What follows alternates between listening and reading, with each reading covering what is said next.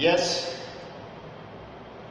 last time we were discussing about the village schoolmaster and we did the introduction of the same, the village schoolmaster by Oliver Goldsmith.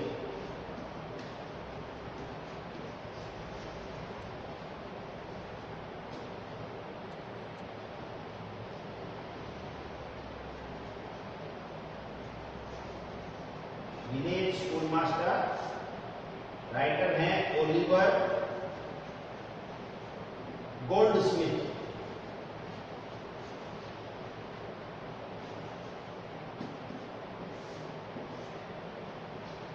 Last time we did the introduction,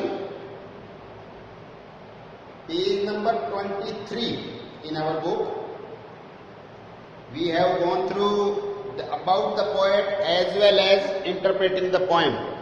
हम about the poet और interpreting the poem दोनों ही पढ़ चुके हैं। आज हम जो original text है उसकी चर्चा करेंगे, उसको पूरा पढ़ने का हम प्रयास करेंगे। You can contact me if you have any doubt. आपको कहीं कोई संशय लगता है तो आप पूछ सकते हैं। देखिए, beside yon straggling face that skirts the way with loosened furs unprofitably gay, there, in his noisy mansion skilled to rule, the village master taught his little school. A man severe he was, and stern to view. I knew him well, and every truant knew. Well had the boarding trembles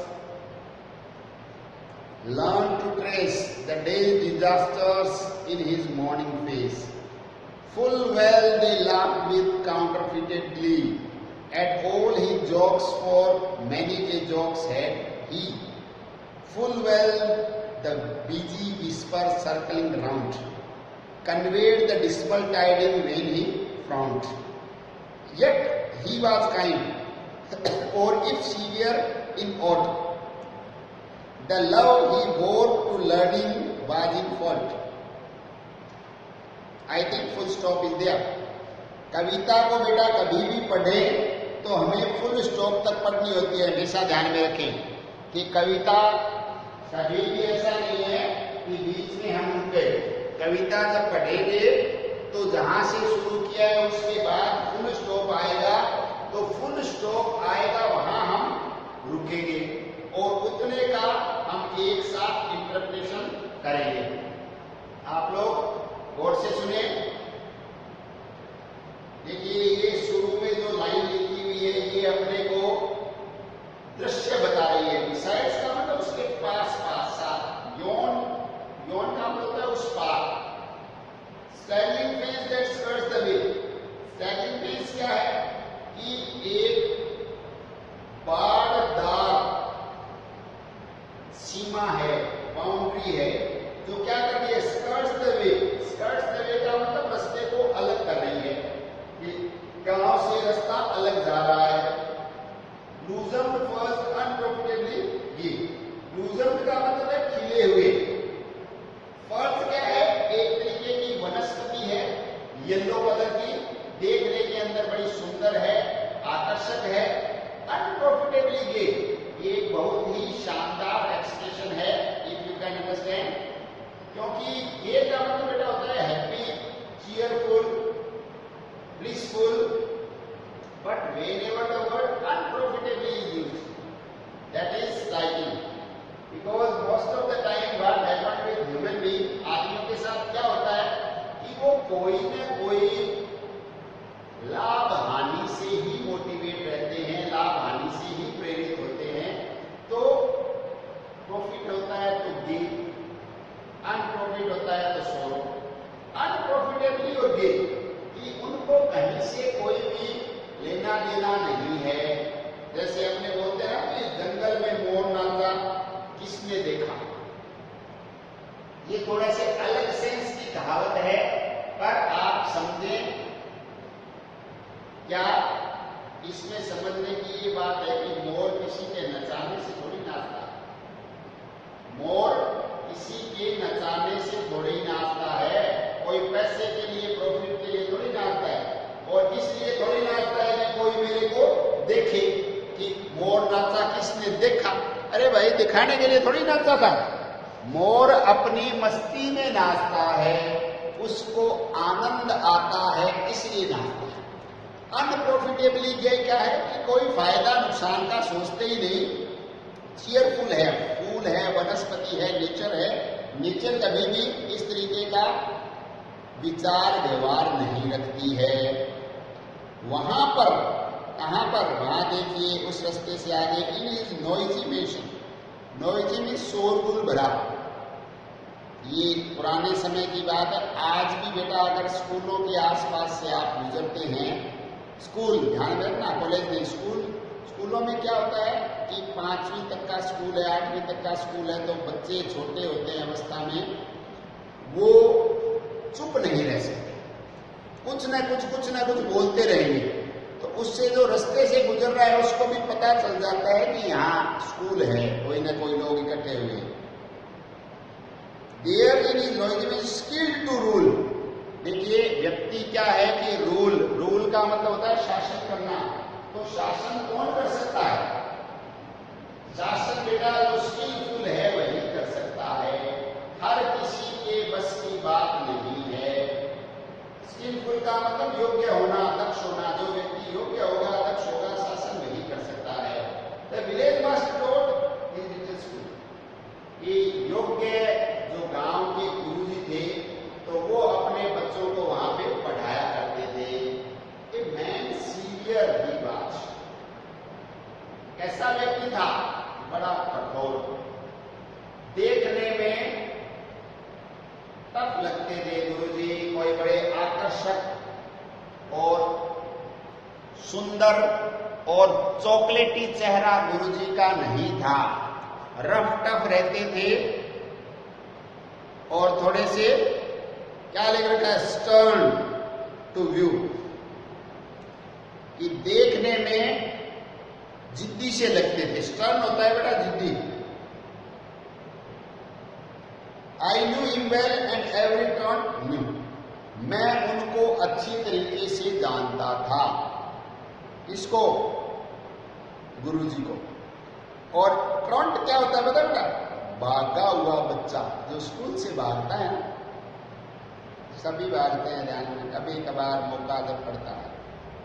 कई इस frequency को बढ़ा देते हैं, कईयों की घट जाती है, कई जाते हैं। अब स्कूल से भागा हुआ बेटा कहीं से भी भागता है, उसके साथ ये प्रकृति का बड़ा शानदार नियम है, आप ध्यान रखना कि जब भी कोई भी व्यक्ति कुछ भी गलत करता है तो उसका पनिशमेंट उसी क्षण से शुरू हो जाता है। क्या पनिशमेंट होता है भाई दबे? उसको डर लगना शुरू हो जाता है। ये पनिशमेंट ही है।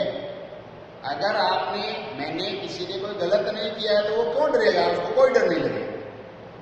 और अगर हमने कुछ गलत किया है, चोरी की है, बंक मारा है, फरनो मारा है, तो हमें भय लगेगा पकड़े जाने का भी, और कोई बोल नहीं दे।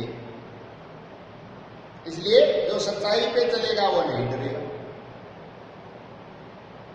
अब स्कूल से भागना तो क्या है बेटा? स्कूल से भागना तो चोरी है। स्कूल से भागना चोरी है। तो जो चोरी करेगा उसको तो कठोर गुरुजी है, उनसे डर लगेगा कि कभी पकड़ में आ गए तो बड़ी भारी सजा होगी। Well had the boarding travelers learned to trace the day's disaster in his morning face. देखो बच्चों के शरीर है वो गुरुजी को देखकर थर थर कांपा करते थे, और उनके दिन का भविष्य का निर्धारण कैसे होता था पता है? Morning face.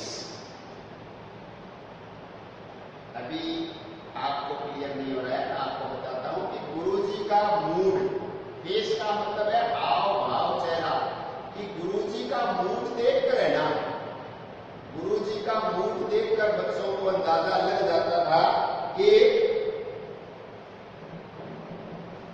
क्या होने वाला है। गुरुजी का अगर मूड उखड़ा हुआ है तो ये समझ लो कि 2-4 के नंबर आएगा। और हैप्पी है, चीयरफुल है, तो आज तो चलो थोड़ी देर तो बचे नहीं कि गुरुजी अभी, क्योंकि अच्छे मूड में आदमी सामान्यतया किसी की पिटाई नहीं करता है। तो बच्चों को ऐसा लगता था, गुरुजी के चेहरे से उनको विचारों का भविष्य निर्धारित होता था। Full well they laughed with counterfeited glee. और गुरुजी जब हंसते तो वो भी साथ में हंसा करते। एक चापलूसी भरी हंसी समझ लें, या गली बेटा एक लालच भरी कैसे बेटा बताए कि जो अब गड़बड़ कर रहा है, चोरी कर रहा है, पढ़नी तो चाहिए क्या पिटाई, और सुनने को मिल रहे हैं जॉब, तो वो बड़ा प्रसन्न होके, ज्यादा प्रसन्न होके हंसेगा। काउंटरफिटेड का मतलब औरों के साथ मैच करता हुआ हंसते थे। And all he jokes for many jokes है। गुरुजी के बाद ये देखो, ये विरोधाभासी बातें होती है बेटा, इसी से जीवन बना है, इसी से संसार बना है। कोई व्यक्ति कठोर है, अनुशासन प्रिय है, इसका मतलब ये कतई नहीं है कि वो कभी हंसेगा नहीं। ये देखो प्रत्येक साहब बोल रहे चुटकुले सुनाते गुरुजी, अनुशासन प्रिय हैं तो जोक भी सुनाते हैं, और जोक सुनाते और बच्चे हंसते थे, खूब खिलखिलाकर हंसते थे। गुरुजी के पास खूब इनका भी भंडार था, चुटकुलों का भी गुरुजी के पास खूब भंडार था। Full well the busy whisper circling round conveyed the dismal tiding when he frowned। देखो गुरुजी जब फ्रॉन्ट का मतलब होता है एंग्री, गुस्सा होना, कि जब कभी गुरुजी गुस्सा होते तो ये मानो कि चारों तरफ जो विस्पर होता है, बुदबुदाहट, फुसफुसाहट, कि बच्चे एक दूसरे के कान में कहते हैं गुरुजी आ गए, गुरुजी आ गए, मतलब गुरुजी आ रहे हैं तो अब खैर नहीं है। जो भी आ गया सामने तो वो मारा गया, क्यों कि गुरुजी गुस्से में है। तो गुस्से में जब गुरुजी होते हैं तो उनके गुस्से में होने की बात चारों तरफ बुदबुदाहट, फुसफुसाहट के माध्यम से फैल जाती थी बच्चों में। Yes, he was kind, for if severe he owed the love he bore to learning was in fault। अरे भाई काइंड थे गुरुजी, दयालु थे, गुरुजी के मन में कोई पाप नहीं था। बेटा हमेशा ध्यान रखना, कोई भी गुरुजी बच्चों पे गुस्सा करता है उसको क्या फायदा होता है? गुरुजी को गुस्सा करने से कोई एक्स्ट्रा सैलरी नहीं मिलेगी, इसलिए गुस्सा करते हैं उस बच्चे के भले के लिए। एक्सपेक्टेशन जब वो पूरी नहीं करता, ऐसा लगता है ये बच्चा योग्य है, पढ़ना चाहिए, ये 70 वाला बच्चा है, इसके 58 क्यों आए, तो गुरुजी को गुस्सा होता है, पीड़ा होती है। ये बात बच्चे के बहुत लेट समझ में आती है। गुरुजी को गुस्सा करने से क्या फायदा हुआ? फायदा तो उस बच्चे को ना, अगर वो फॉलो करेगा तो उस बच्चे को फायदा होगा। गुरुजी की बात को फॉलो करने से हमेशा बच्चे को फायदा होगा। बस गुरुजी का इतना ही फॉल्ट था क्या कि पढ़ाई लिखाई के मामले में थोड़े स्ट्रिक्ट थे। अब इसको अगर आप फॉल्ट मानते हैं, I always welcome this type of fault. अगर पढ़ने पढ़ाने के मामले में अनुशासन प्रिय हैं, डांटते भी हैं, इवन पिटाई करते हैं, आई नेवर माइंड। क्यों? अरे भाई वो आपके लिए कर रहे हैं, गुरुजी अपने लिए नहीं कर रहे हैं, कोई व्यक्तिगत उनका हित नहीं होने वाला है। The village all declared how much he knew. It was certain he could write and cipher too. Lands he could measure, terms and tides precise, and even the story ran that he could gauge। देखिए पूरा का पूरा गांव है वो इस बात पे सहमत था। किस बात पे सहमत था? कि ये गुरुजी जितना ज्ञान किसी को नहीं है। हर एक विषय में कुछ न कुछ अपनी मास्टरी रखते हैं गुरुजी। सब डिक्लेयर करते थे, गुरुजी को खूब पता है, सर्टेन ही कुड राइट, ये सबको पता है। गुरुजी लिखते भी थे। लिखना बेटा आसान काम नहीं है। जब आप 10 गुना पढ़ते हो, जब आप 1 गुना लिख सकते हो, ध्यान में रखना। इसीलिए तो बार बार सारे दिन क्यों कहते हैं पढ़ो पढ़ो पढ़ो पढ़ो, तो बच्चों को लगता है क्यों कर रहे हैं, और फिर आप लोग क्या सोचते हैं कि 5 पेज पढ़ लिए तो 5 पेज लिख के आएंगे। ये भ्रम है दिमाग का, निकाल देना। 10 पेज पढ़ते हैं जब एक लिख पाते हैं, 10 पढ़ते हैं जब एक लिख पाते हैं, ध्यान में। इसलिए परीक्षा में अगर 30-40 पेज ढंग से लिखने हैं तो ये समझो उसको 10 से गुणा कर लो, 300-400 पेज एकदम ढंग से बार बार पढ़े हुए होंगे, तो हम 30-40-50 पेज अच्छे से लिख पाएंगे। गुरुजी को लिखने की कला आती थी, इसमें कोई डाउट नहीं था, बड़े अच्छे लर्नेड व्यक्ति हैं। सिफर 2, सिफर बेटा here used in sense of calculation. CIPHR सिफर जो लिखा हुआ है ये गणित, ये गणनाओं के लिए है। ये गुरुजी को गणनाएं भी आती थी, जोड़वा की गुणा भाग के मास्टरमाइंड थे। Land seafood measure terms and type विशेष, और जमीन को मापने की कला। देखो बेटा गांव के अंदर क्या है कि ये क्या होते थे कि यहाँ से वहां तक कितनी जमीन है और इसमें कितना प्रोडक्शन हो जाएगा, क्या हो जाएगा, ये चीजें अगर गांव के लोगों को कोई गणना करके बता देता तो उसको बड़ा भारी गणितज्ञ मानते थे। गुरुजी को ये सारी चीजें आती थी, टर्म्स एंड टाइप्स विशेष। और गुरुजी क्या है कि भविष्य के बारे में भी थोड़ा बहुत बताने में सक्षम थे। जैसे मौसम के बारे में बता दिया, rise and fall of sea side उसके बारे में बता दिया। अभी ये बड़ा कॉमन सा तथ्य हो गया है कि पूर्णिमा आएगी जब राइज होगा, अमावस्या की तरफ फॉल होगा, ये सारी चीजें। पर उस समय बेटा ये मिस्ट्री थी, रहस्य था, और छोटे बच्चों के लिए तो बड़ा भारी ये ज्ञान ही था। तो गुरुजी के विशेष का मतलब होता है पूर्व में बता देना, पूर्वानुमान करके बता देना। And even the story man that he could goals, और ऐसी भी बातें चलती थी। गोल्स देखो बेटा आपके लिखा हुआ मिलेगा यहाँ पे, एस्टिमेट और जज लिखा हुआ है आपकी पुस्तक में कि गुरुजी है वो चीजों का एस्टिमेट क्या होता है कि पहले से मूल्यांकन कर देना कि गुरुजी बता देंगे जैसे ये काम करेंगे तो इतने पैसे लगेंगे या इतना मटेरियल लगेगा, इतना टाइम लगेगा। ये भी आता था, ये भी बहुत बड़ी कला थी उस समय, ध्यान रखना। In arguing too the parson on his skill, for even though vanquished he could argue still, while words of learned length and thundering sound amazed the gazing rustics ranked around, and still they gazed and still the wonder grew that one small head could carry all he knew। देखिए ये गांव के लोगों के दृष्टिकोण से गुरुजी के बारे में मंतव्य बताया गया है कि गांव के लोगों की गुरुजी के बारे में क्या धारणा थी, क्या सोचते थे। आर्ग्यूइंग होता है बेटा तर्क करना, कि तर्क करने के मामले में गुरुजी है वो बहुत शानदार थे। गुरुजी को तर्क में कोई जीत नहीं सकता था, और गांव में जो पार्षद था, पादरी था, वो भी गुरुजी की स्किल को बड़ा अच्छे तरीके से मानता था। Words of learned length and thundering sound, और गुरुजी की आवाज है वो इतनी गूंजती हुई आवाज थी। थंडरिंग का मतलब गरजती हुई, गुरुजी की गरजती हुई आवाज थी, और शब्दों के अंदर ज्ञान झलकता था। गुरुजी के बोले हुए शब्दों में ज्ञान झलकता था। Amazed the gazing rustics ranged around, और गुरुजी के चारों तरफ जो रस्टिक इकट्ठे हो जाते, रस्टिक बोलते हैं बेटा ग्रामीण लोग, ग्रामीण परिवेश के जो लोग गुरुजी के सामने इकट्ठे हो जाते थे, गुरुजी के पास इकट्ठे हो जाते थे, वो चकित रह जाते थे। किस बात में चकित रह जाते थे पता? सीधे गैर सीधे वंडर ग्रू, ऐसे ताकते रह जाते, और उनका जो आश्चर्य है वो बढ़ता चला जाता था। आश्चर्य क्यों बढ़ता चला जाता था पता है? आश्चर्य बढ़ने का कारण है ऐसे ताकते रहते, ओहो इतने से दिमाग में इतनी सारी चीजें कैसे आती है।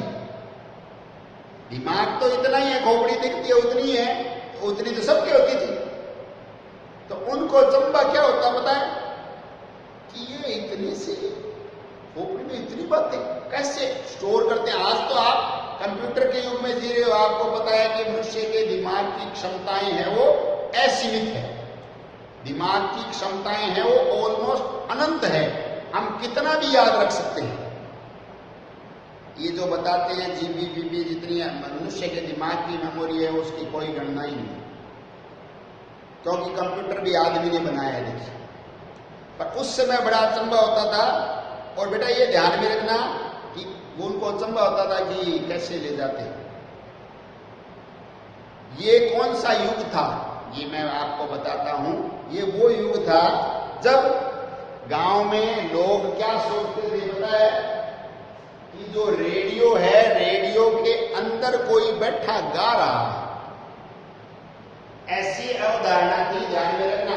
और लोगों को यह अचंभा होता कि इस बात का कि इतने सारे लोग कैसे, क्योंकि रेडियो में युगल गीत जिसको बोलते हैं, महिला पुरुष दोनों के गाए हुए गीत, साथ में भी संगीत, तो देखते कि इतना छोटे से रेडियो में इतने सारे आदमी कहां से आ रहे हैं। फिर कभी समाचार आता है, कभी गाना आता है। रेडियो जिस समय में बड़ा आश्चर्य हुआ करता है। ये नहीं सोच सकते थे कि कोई वेव आती है, प्रसारण एक जगह से हो रहा है, वहां पर काम हो रहा है, वहां पे भी पहले से रिकॉर्ड किया हुआ है, वही प्रसारित हो रहा है। गांव के लोगों में इतना दिमाग नहीं था, वो सोचते कि ये क्या हो रहा है। तो प्रत्यक्ष जब गुरुजी लाइव उनको दिखाई देते तो उनको बड़ा भारी अचंभा होता कि ये आदमी है या क्या है, इसके दिमाग में इतनी सारी चीजें एक साथ स्टोर कैसे रहती है, फिर जब चाहे जो चाहे वो चीज बता देता है। तो ये बेटा भोले वाले गांव के लोगों के लिए वास्तव में एक बड़ा अचंभा था। But past is all his feel.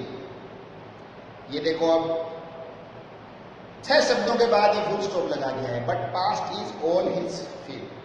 कि अब वो जो गुरुजी की अपने बोलते तुत्ती बोला करती थी, नाम के झंडे गड़े हुए थे, वो अब क्या है, अब सारा पास्ट हो गया है। Why? I think you are getting the point. Guruji no more at school master, school teacher, Guruji no more, अब नहीं। The very spot where many a time he triumphed is forgot. वो स्थान जहां पर गुरुजी बहुत बार, एक बार, 20 बार, हजारों बार, ये समझे, क्योंकि क्लास लेते हैं तो क्लास का मतलब क्या है कि गुरुजी की विक्ट्री, रैंक। गुरुजी से कभी भी ऐसा कोई प्रश्न नहीं आया पूरे कैरियर के दौरान कि गुरुजी निरुत्तर हो जाए। जो पूछा वो बताया हमेशा। That is the Triumph of a teacher, that you have the full command over your own subject, your own topic. आपके टॉपिक, आपके सब्जेक्ट पे आपका कमांड होना आपकी ट्रायम्फ है, आपकी विक्ट्री है। तो गुरुजी वहां पर हमेशा जीतते ही थे। पर अब क्या है, दैट इज फॉरगॉटन।